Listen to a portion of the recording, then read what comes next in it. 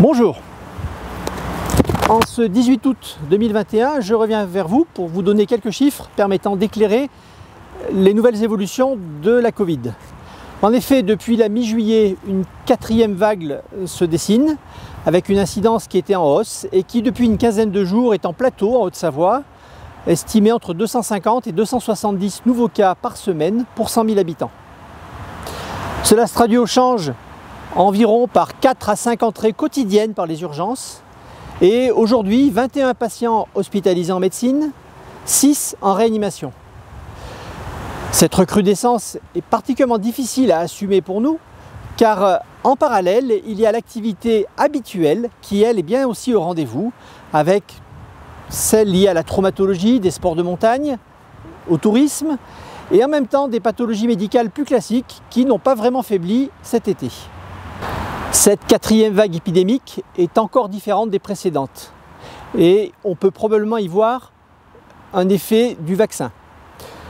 En effet, parmi les patients hospitalisés, donc les plus graves touchés par la Covid, on compte très peu de vaccinés, 4% parmi les gens hospitalisés en médecine et aucun parmi les gens hospitalisés en réanimation. On constate par ailleurs un rajeunissement de la population hospitalisée. Par exemple, actuellement en réanimation, la moyenne d'âge est de 46 ans pour les patients touchés par la Covid.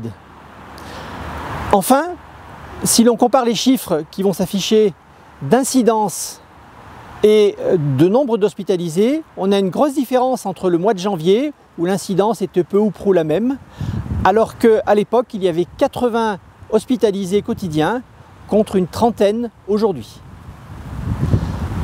Ce sont donc des éléments concrets, palpables, qui sont plutôt optimistes et encourageants pour la vaccination. Depuis une dizaine de jours, comme il est marqué dans la nouvelle loi, le pass sanitaire est exigé à l'entrée du change. Cela s'applique à différentes catégories de personnes. Il y a d'abord les hospitalisés, pour lesquels en général il n'y a pas de problème, car très souvent une PCR est systématiquement prescrite avant l'hospitalisation, validant donc le passage. Pour les patients qui viennent aux urgences, on ne peut évidemment pas exiger en situation d'urgence un pass sanitaire.